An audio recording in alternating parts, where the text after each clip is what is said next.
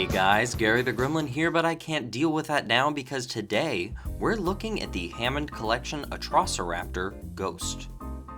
I recently got this figure for my birthday, and I figured it'd be a great start to Jurassic June. By the way, nothing will actually be really any different for Jurassic June.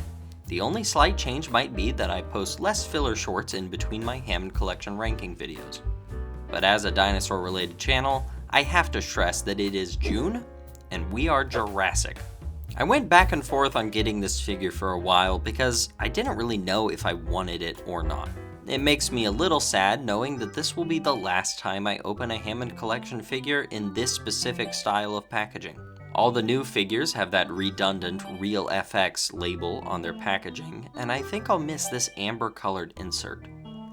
It is a very nice box, and the window gives us a great look at the figure inside. Say hi. Also a thing to note, I think this is the first Hammond Collection wave I've bought all of the dinosaurs since the very first one. Now, I didn't say that'd be an interesting thing to note, it's just a thing that you should take a note of. Okay, box talk over, let's wreck the thing.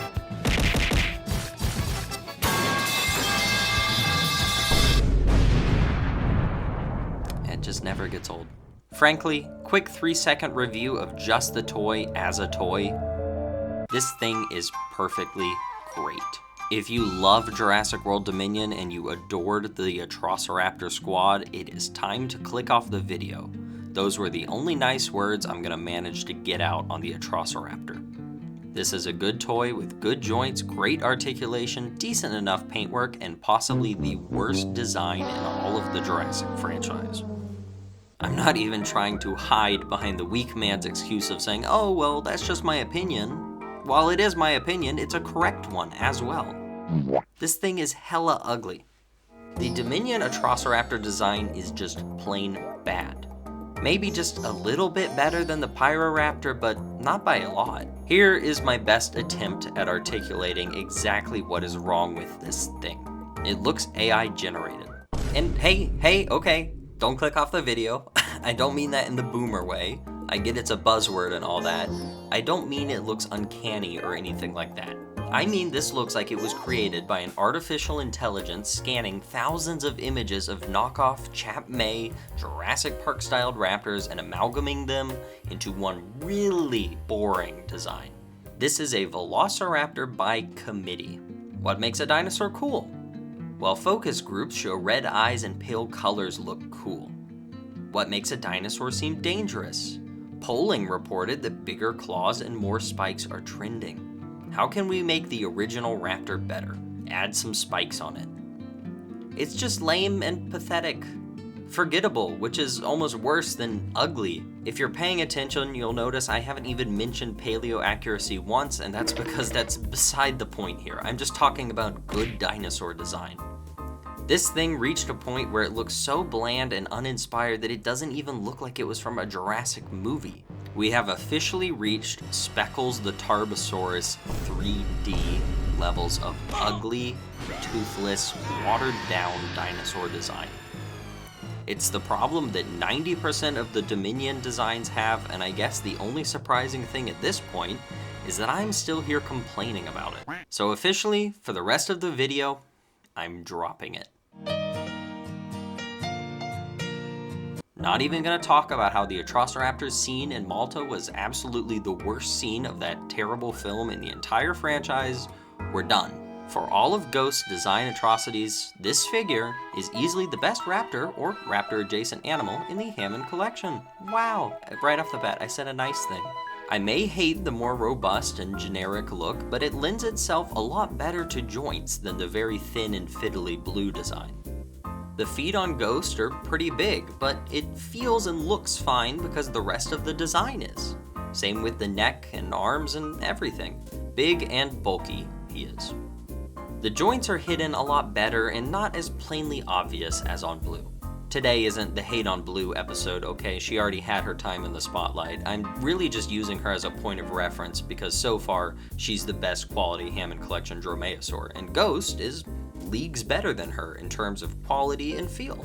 There's an opening jaw, this pretty nice series of joints at the neck which gives it great movement. Shoulder goes in and out and rotates, hinge and swivel at the elbow, swivel at the hip with a hinge and swivel for both the knee and the ankle, and a ball joint at the tail base with a bendy wire tail. There were 59 words in that sentence. Thought you should know. The paint scheme is deceptively complex, and that is to say, it just looks black and white, right? Well, looks can be deceiving because closer inspection reveals that there's a mix of both brown and gray stripes in there.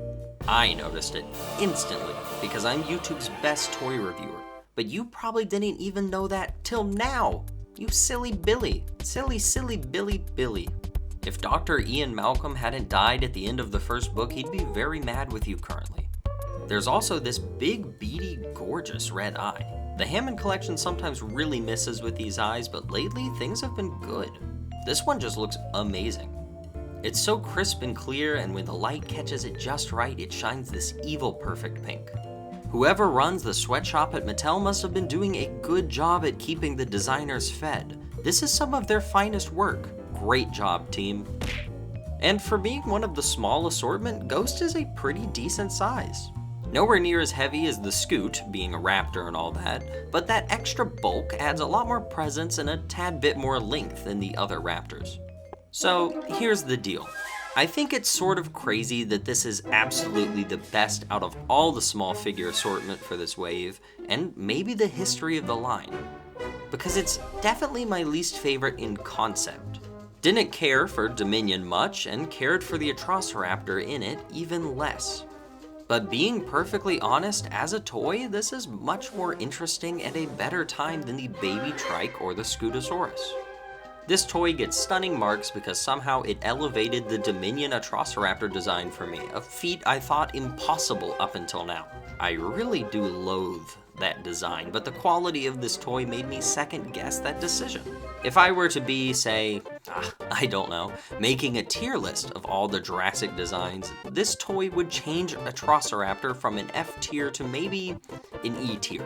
Not the most marked improvement, but it made me have a little less active vitriol for this design. And that was the first video of Jurassic June. Hey, kind of an interesting start, don't you think? Listen, I swear, I'm not just here to hate on the ugly designs in Jurassic Park. It's just that that's what we've been getting for a while. I'm a dinosaur fan first, Jurassic fan second. I gotta say it how I see it. But good news, if all goes right, very soon the tides will change. Someone's swimming upriver. But we might save that for the grand finale of this month. I'm Gary the Gremlin, and thank you for watching. Please do me a solid and hit all those YouTube buttons because they help me out a ton. We're so close to 20K, which is insane. I never thought I'd be this far in. Please leave me a nice comment letting me know what you thought of the video, or maybe leave me an evil comment telling me I have whack dino opinions. Both would boost me in the algorithm, so have at it. Alright, Googly Gang, thank you for watching, and I'll catch you next time. Gary the Gremlin, out.